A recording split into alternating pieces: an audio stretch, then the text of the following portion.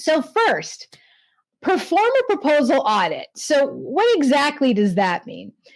I want you to take a look at your proposals that have gotten funding and those that haven't.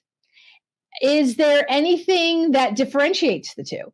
And I really recommend you do this before you start creating a new strategy for your proposals, because maybe there are some certain nuances that you never realized that work for you in some instances, but there are other things you're doing in other proposals that aren't working for you.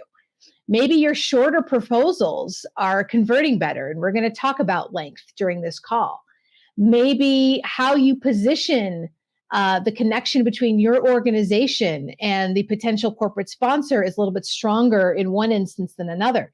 So I really suggest that you take a look at proposals that you've already done and take a really hard deep dive on those that have actually, where you've won the funding or you've secured the sponsorship, as well as those that just maybe didn't get any feedback. I like to say zero feedback is feedback, right? Something just obviously didn't resonate.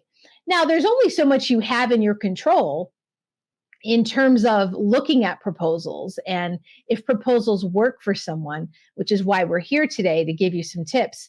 But I think the first thing to do is really see where you've come, see where you've been, and see if you can take what's worked for you in the past and keep utilizing that, but not be afraid to maybe put some other things aside that maybe you've been trained to do, or you were in a sales training to learn to do it a certain way, but it's just not resonating, right?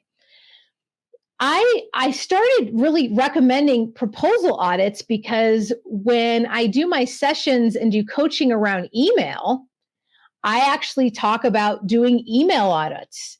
And that's what stemmed me going into the proposal audit. So with an email audit, if you're just engaging with a new corporate sponsor, someone you want to take sponsorship from you, see what emails are resonating the most, what emails are not getting any attention, just really taking a hard look at those things.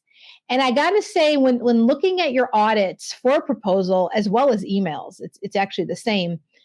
The biggest probably area that I get feedback from in terms of Fortune 1000s and other corporate and foundation potential funders is the length and the connection.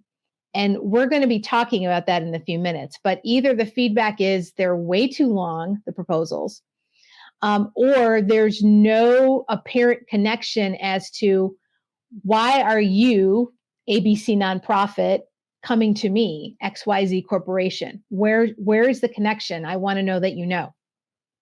So we're going to talk about that. But when you're doing that proposal audit, that's a really good place to start. So that's why I wanted to spend some time on that.